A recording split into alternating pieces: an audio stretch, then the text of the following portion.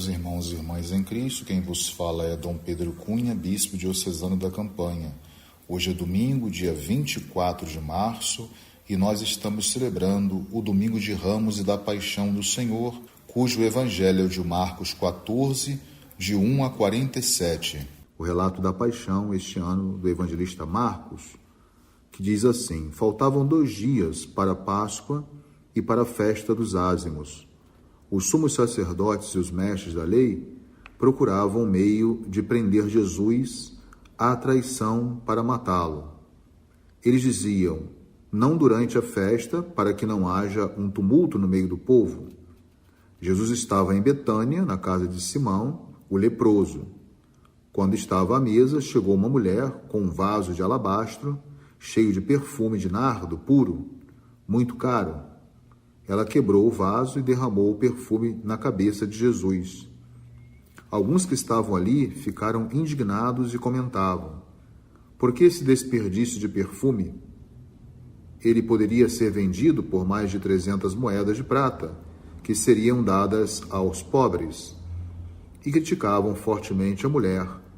Mas Jesus lhes disse: deixa-a em paz, porque aborrecê-la, ela praticou uma boa ação para comigo. Pobres sempre tereis convosco, e quando quiserdes, podeis fazer-lhes o bem.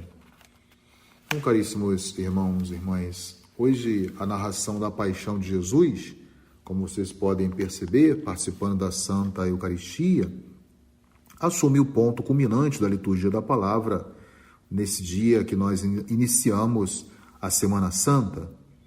A entrada triunfante acontece de maneira muito simples de Jesus, montado num jumentinho ao invés de um cavalo, com alguns seguidores ao invés de um exército, e de pessoas também humildes em vez de poderosos, destacados, e os ramos e hosanas proclamadas assim pelo povo, reconhecendo Jesus como rei, mas um rei Messias, um rei diferente, correspondente a um reinado por ele já anunciado.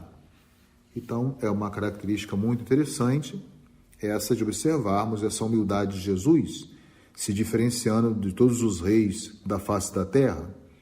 Quem participar também da Santa Celebração hoje, eucarística, poderá perceber uma relação entre esse relato da paixão e o terceiro canto do servo, descrito pelo profeta Isaías. É exatamente a imagem daquele que sofre, mas confia em Deus, entrega a sua causa nas mãos de Deus.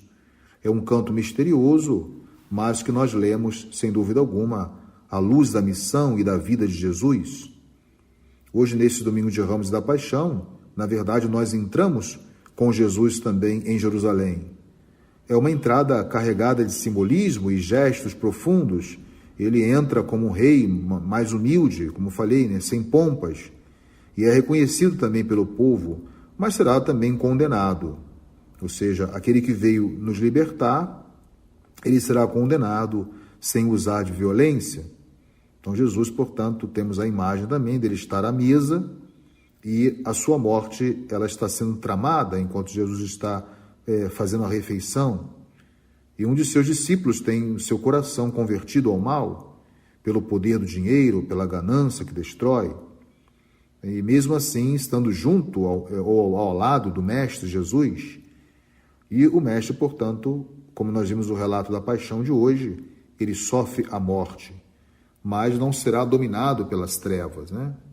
Então aqui é uma característica do evangelista Marcos, que entre a conspiração dos judeus e a proposta de traição por parte de Judas, ele inseriu aí o episódio da unção de Betânia, que nos chama muito a atenção e vale a pena pararmos aqui para aprofundarmos um pouco.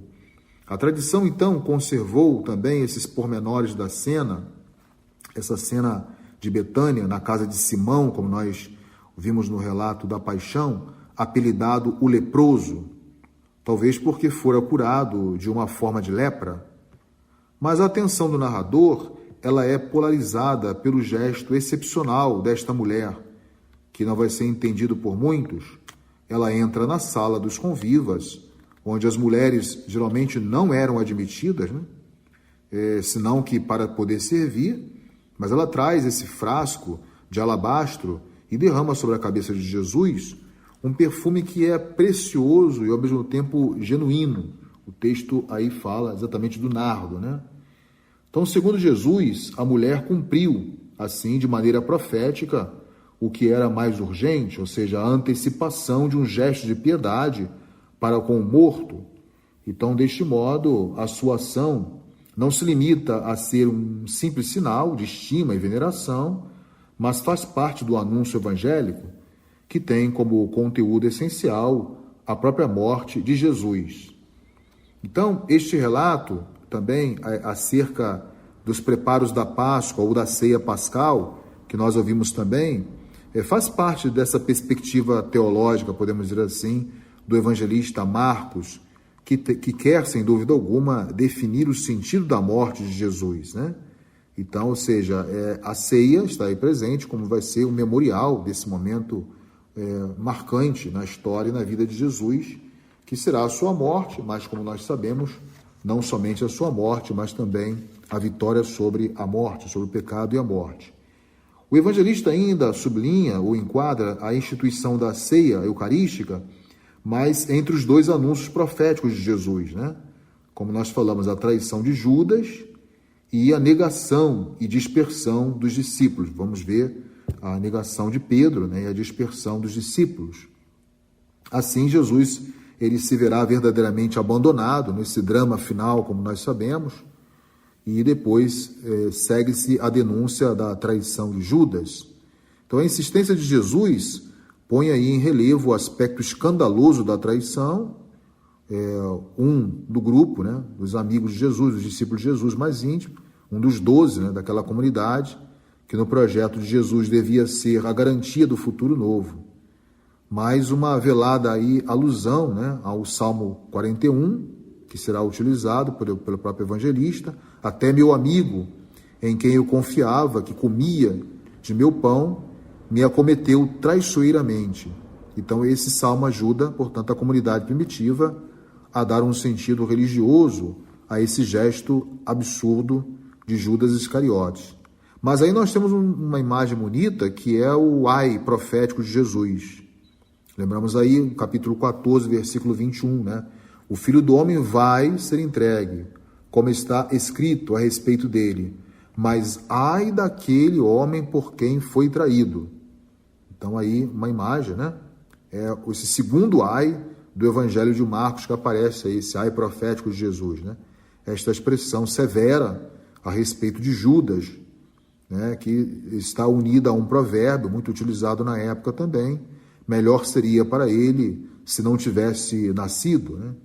O ai do Evangelho, então, conforme a tradição profética, é um severo juízo de condenação contra uma ação ou ainda um comportamento mau. Então, Jesus vai dar esse ai profético, né, de rejeição em relação ao comportamento de alguém que está no grupo dos discípulos.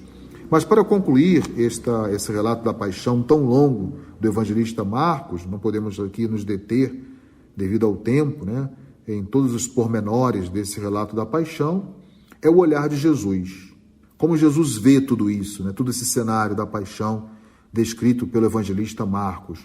O olhar de Jesus, como nos diversos anúncios de sua morte iminente, já estava preparando esse momento e estava se preparando para este momento. Ou seja, não para a morte, o momento da morte, mas se preparando para alguma coisa que vai além da morte.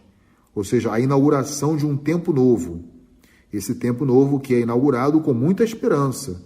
Nós olhamos o drama da paixão no olhar humano, mas Jesus olha de maneira diferente, como sendo o momento novo da nova aliança, que instaura, portanto, um tempo de libertação e de graça para todos os homens. Então, nesta firme esperança, né, ele promete solenemente aos seus amigos, aos seus discípulos, que beberá o vinho novo no reino de Deus. Então, podemos dizer e concluir que a sua morte, já que estamos fazendo a memória da paixão do Senhor Jesus, a sua morte não é a última palavra. É por meio da ressurreição que ele abre o caminho para o reino de Deus. Por isso não é a morte ou a paixão que tem a palavra final, mas é a ressurreição. Então a ceia, por isso nós temos a imagem da ceia eucarística, né? Que não é a comemoração de um morto, é importante destacar isto, mas a real participação ao dom que Jesus faz da sua própria existência, o corpo e o sangue, né? Do seu corpo e do seu sangue, para fundar então uma nova comunhão com Deus e entre os homens, uma comunhão que prepara e antecipa a união plena e última do reino de Deus. Que possamos então viver de maneira intensa e de maneira bem espiritual cada dia dessa Semana Santa. Hoje nós estamos celebrando o Domingo de Ramos e da Paixão, mas o próximo domingo vamos celebrar a vitória. Jesus passa por tudo isso, vendo como sendo o projeto do Pai, o plano do Pai. Então tenhamos todos nós uma Semana Santa abençoada, que nos faça meditar esses momentos derradeiros da vida de Jesus sobre a face da terra. E que participando também, preparados espiritualmente de cada momento desse, possamos então comungar do momento da paixão, mas sobretudo da vitória de Cristo sobre o pecado e a morte. Portanto, isso significa celebrar a Páscoa do Senhor Jesus. Então façamos com alegria, celebremos com alegria e com dignidade esta semana que serve para nos santificar. Louvado seja nosso Senhor Jesus Cristo, para sempre seja louvado. O Senhor esteja convosco, Ele está no meio de nós. Seja bendito o nome do Senhor, agora e para sempre. A nossa proteção está no nome do Senhor, que fez o céu e a terra. Por intercessão da Virgem do Carmo e dos nossos beatos Padre Victor e Inha Chica, abençoe-vos o Deus Todo-Poderoso, Pai, Filho e Espírito Santo. Tenham todos um feliz e abençoado domingo.